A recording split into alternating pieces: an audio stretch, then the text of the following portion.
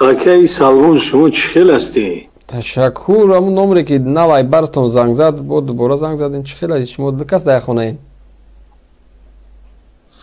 Кадом номер? Ҳамин авум апае ки гап зад, ҳамин номро хати гап зада буд.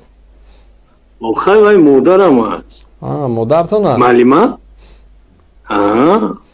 Чанд солаед шумо? Ман? 25 сола. Таваллудтон чанд аст? Маро?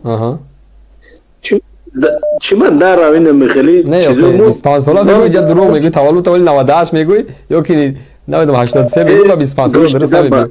Чанд аст таваллудтон? Акай. Таваллудтон чанд аст? 25 сола таваллудтон чанд аст? 97. 97. Акай Салмон. Бале.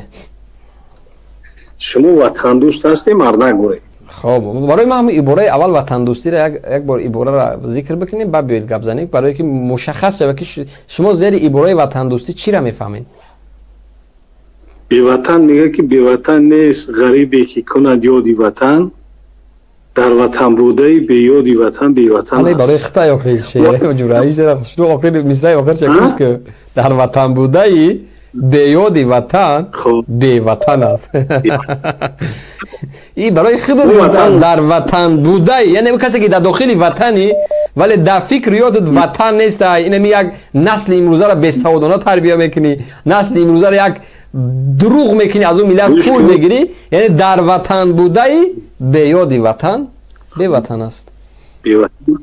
بله. خب وقتی که موزی اگر این موزی ما قطعی خودت گاب نزنم اکای سلمون. بله. موزی قطعی خودت گاب نزنم значит ما وطن دوست نیستم. مو باید یک دیگر را بتونیم فهمیده. خب بله. بله.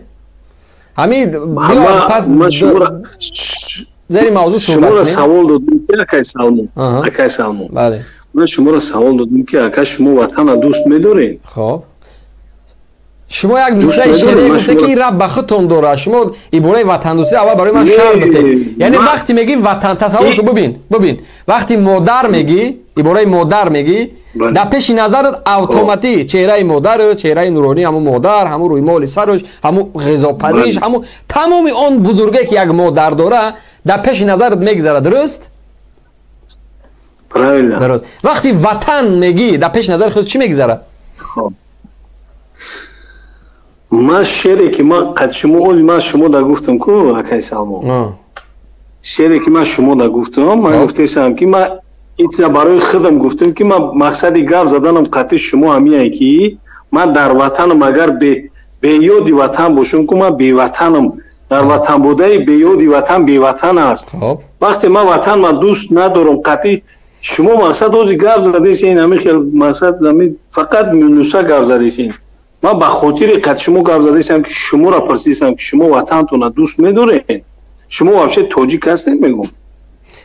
بحث سری تاجیک نیست. در تاجیکستان ما غیر تاجیک ها هم زندگی میکنن. هزارها هستن، میلیون ها هستن شاید. نه فرق نداره نوبسته از ملت، نژاد، جنس، اعتقاد دینی، موقع سیاسی همه مقصد مردم تاجیکستان میرا 100% میفهمم.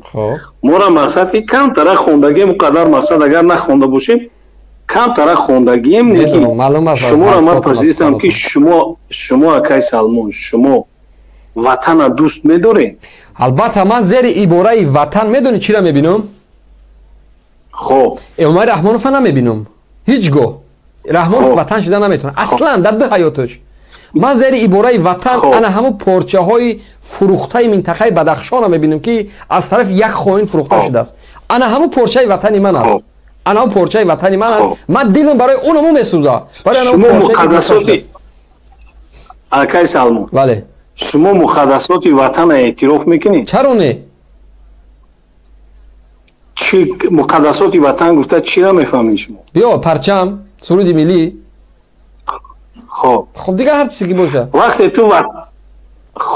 وقتی که تو میگی تو دعوای تاجیک بودن میکنی، دعوای دولتداری میکنی، دعوای بگیم که حکومت میکنی. کنی همون پرچم در پیش تو وقتی که وطن تا دوست بداری کدام ترکی را که این همی ترک ما یک ترک مثالت بیارم کدام ترکی را که میبینی که در پیش ماشینش پرچمش کشولای در روی خونش پرچمش موندگی، در روی کابینتش پرچمش موندگی. پرچم نیست.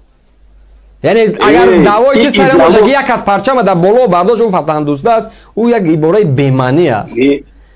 زمانی پرچم تو باید اعتقاد برای او پرچم داشته باشه که ملت تو مهاجر نباشه، کون روس تو میلیون ها تاجیک میروه، شما پرچم میگین، میلیون ها تاجیک خانه در روس ده، حتی زن تاجیک اخلاق روس تازه میکنه. ما با چشمام دیدم، با چشمام، با چلیکاش اون همون روسه که پای افزارش میبروره، همون بالا میروه از یکم ماشونه تا نهم ماشونه، زن تاجیک با ناخوناش اون همون زیر پای روس تازه میکنه.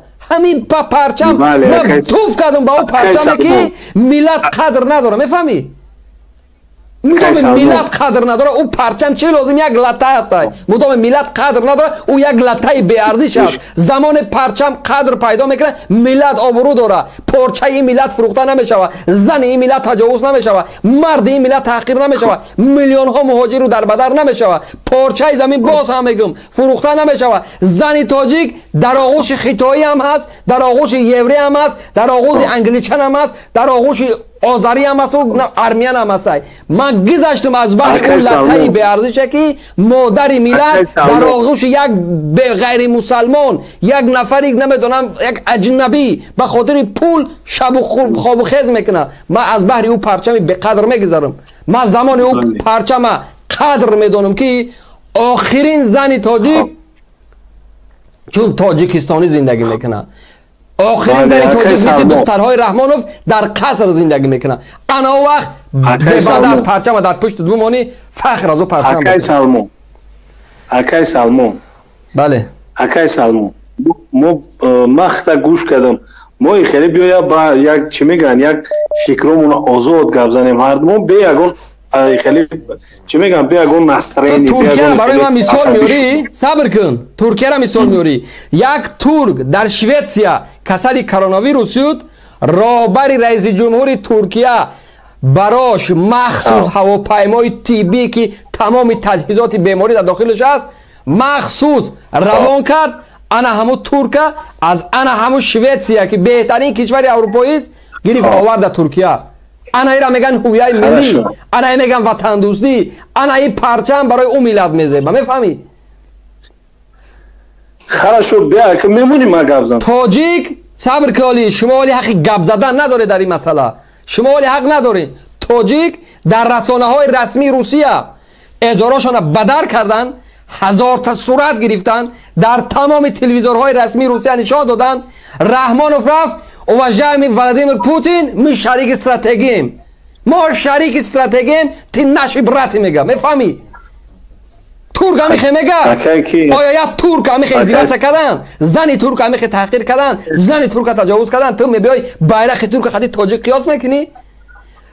دختری 5 ساله تاجیک کشتن، تجاوز کردن، دموس رو پرت افتاد. رحمانوف بعد از تجاوز دختر 5 بار رفت، یک بار در مقابل ملاقات در رئیس جمهور روسیه 6 در این مسئله گپ زد. تو ترک میگوی؟